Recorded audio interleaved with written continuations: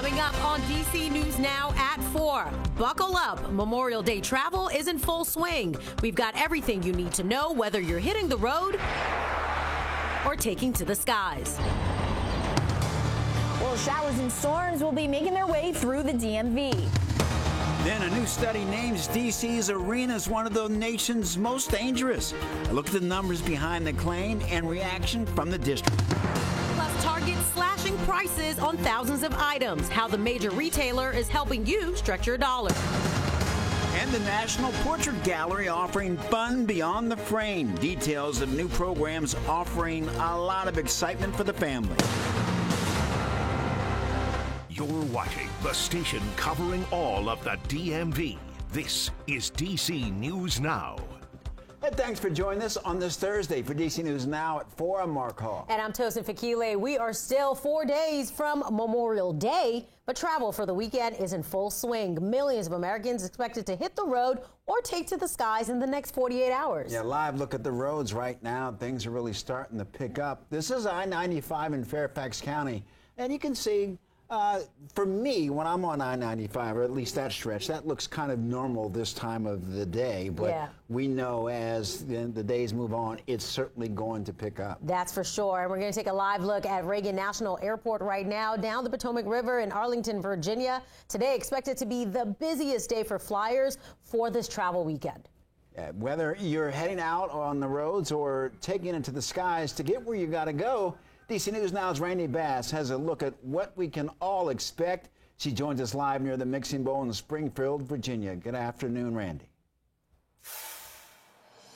Good afternoon, Mark Tosin. We all know that Memorial Day is almost always a very busy travel weekend, but this year is different.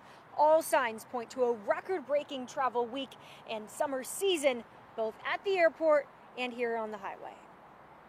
Out of office and on the road, 44 million Americans are expected to get behind the wheel or in the passenger seat this holiday weekend. AAA says it's the most people expected to travel for Memorial Day in almost 25 years. Another number on the rise, what you're paying at the gas pump before you head out of town. It definitely has been getting higher, but I feel like in comparison to like the West Coast and some other places, it's a lot cheaper. I was seeing almost $6 a gallon in most places. Right now, Virginia averaging about $3.47 a gallon, DC around $3.70, Maryland $3.66, all between 5 and 25 cents more than this time last year. At the airports, TSA has seen some of its busiest days ever over the last week. On some days, screening more than 2.8 million passengers. Both Reagan National and Dulles airports are expecting record numbers this season. Still, we're recovering from COVID. People are still excited to go out and travel the world and go to different places. And summer is obviously really a great time to travel. People have the time off from school and work, and I think that's probably what drives the travel.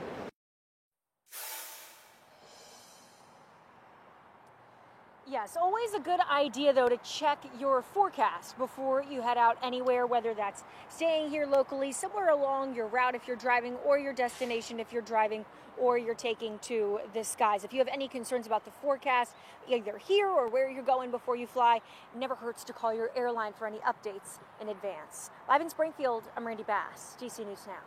All right, Randy, thank you. And Maryland State Police are increasing efforts to keep you safe this weekend. State Police says they're increasing patrols statewide to prevent impaired and distracted driving. They also will be collaborating with specialized teams to identify drunk drivers. Officials say they expect a 4% increase in travelers compared to last year. All right, taking another live look outside again, Reagan National. And looks like the clouds continue to hover, but I see the sun trying to come out. It is. It really is. And let's head on over to weather forecaster Brittany Ward for a first look at our forecast. And Brittany, we know we see the sun now, but are we seeing any rain anytime soon? We just really want a good weekend. Yeah, and you know what? Unfortunately, heading into the weekend, it's looking pretty soggy. Not going to be a washout, though, by any means. But right now, yes, we are seeing those showers and storms across portions of the area. But notice closer to the district, we are dry. You have to head fresh further off towards the west, out towards the mountain ridges. As you head on the other side of it towards Woodstock, they are seeing some moderate to heavy downpours. It looks like Front Royal right on 81. Looks like you guys are seeing those showers and storms. So if you are going to be heading out to 81, even out towards Harrisonburg, Virginia, which is just a little out of our viewing area, they are seeing some showers and storms at this hour. And we're going to wait for these storms to head over to these mountain ridge as they get closer to Virginia and the DC metro area. We'll continue to keep an eye out on that. Temperature wise, still fairly warm out there. We're sitting at 85 degrees right now in the nation's capital, 82 as you head over there to Lexington Park. Not only are we dealing with the warm temperatures, but that mugginess is still in the air. Dew points are in the 60s to lower 70s, and that's going to help fuel some of the storms as we head through your evening. So keep it here. We'll have a look at the timing of those showers and storms coming up in just a bit. Brittany, thank you. A man is dead after being shot in a car in Prince William County.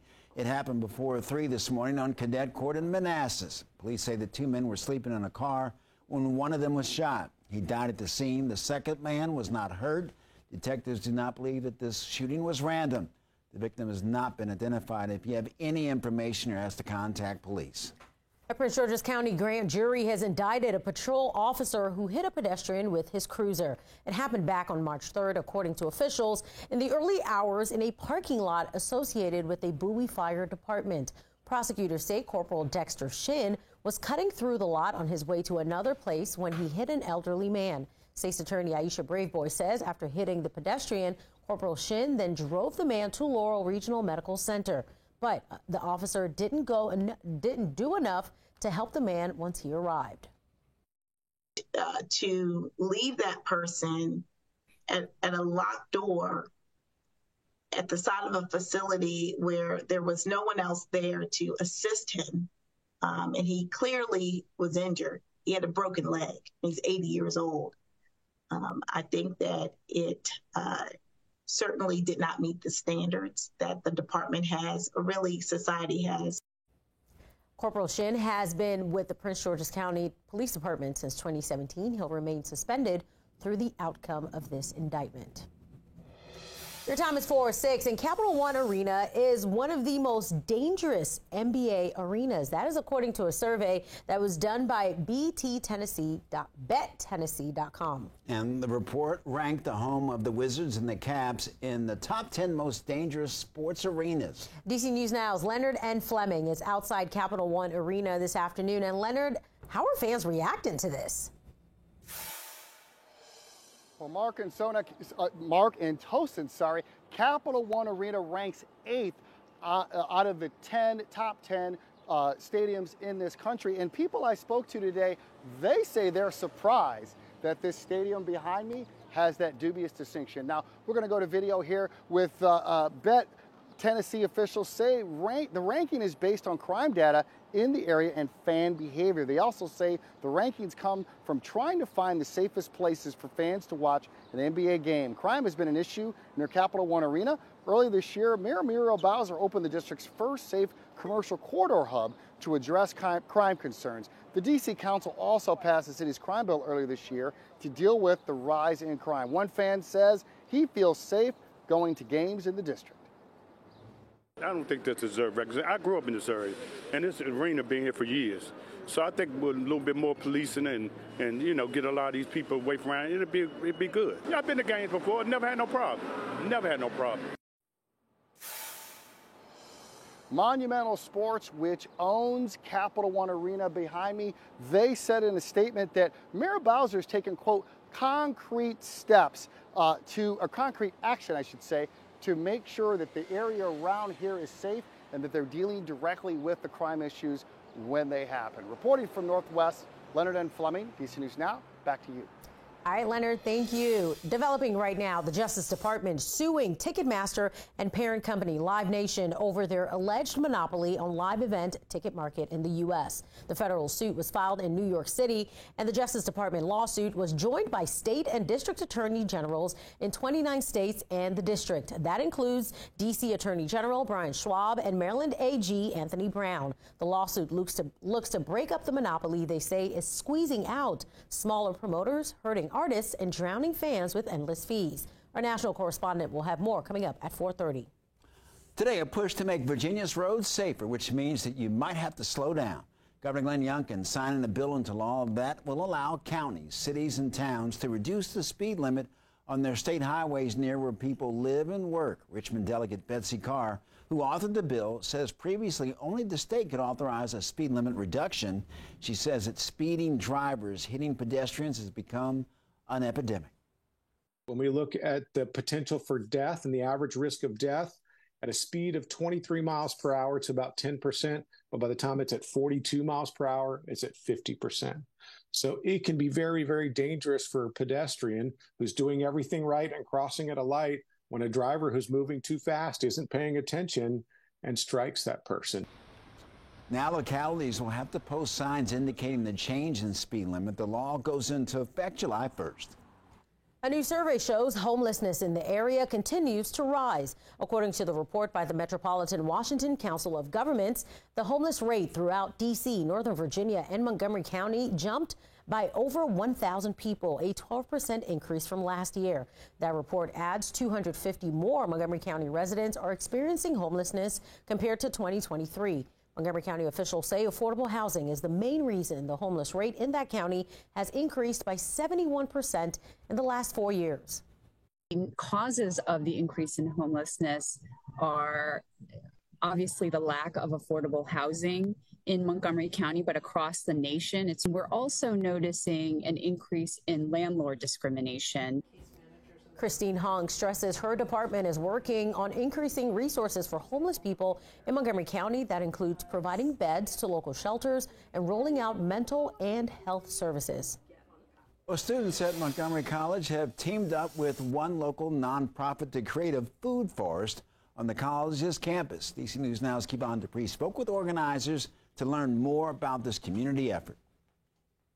Organizers of this food forest tell me many students on Montgomery College's campus are facing food insecurity, so they created this space to grow food and help combat the issue. Amazing bush cherries that kids absolutely love. They love it. They're bright red berries that taste so delicious. Community Food Forest Collective President Miles Amore says the idea of a food forest on the college's campus was presented to administrators about 2 years ago. They were really quick to say, yes, this is a great idea. He says they got the green light so quickly because the college realized a staggering number of its students go hungry each day. It's at around 39%. Amore says they chose to turn the area into a food forest as opposed to a more conventional urban agriculture space like a community garden. The reason why we call it a food forest is because it mimics a natural woodland ecosystem. So that's one of the reasons why it's so beneficial to the wildlife. And it will produce lots of food. We have American persimmon, we have pawpaws, we have purple flowering raspberries, black raspberries, we have dewberries, apples and peaches, we have pears. Tierney Acosta is a student at Montgomery College and the president of the Permaculture Club. She's played an integral role in starting the project and says it's very rewarding knowing their hard work will result in less students going hungry. I think a lot of people are familiar with the teach a man to fish and he'll eat for the rest of his life. I think the same idea is happening here just with plants. You teach someone to grow their own food and they're going to carry that knowledge with them.